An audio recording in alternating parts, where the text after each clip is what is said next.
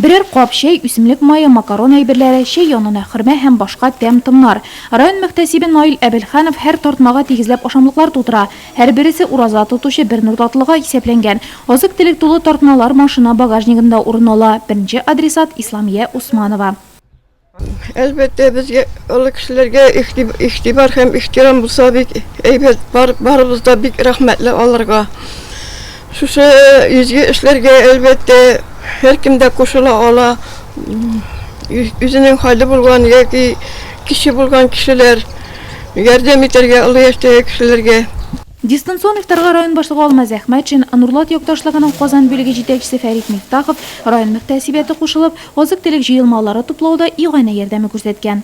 Садакаларны туплап, шул садакаларга алабыз, шул азык-төлекне һәм аларны шул хусусый бер коробкаларга туплап, мохтаҗ кешеләргә һәр көнне илтеп тапшырабыз. Шул изге Рамазан айларында Пәйгамбәрбез саллаллаху алейхи ва саллям әйткән гамәлләрегез тагын да артсын һәм үзе дә ул шул айны бик юмарт булган. Безгә дә шул юмартлык мисал булып торсын. Дистанцион ифтарлар алга таба да дәвам итәчәк дип белдерә район мөхтәсибе. Азык-төлек җыелмаларын барлыгы 300 кешегә тарату күздә тотыла.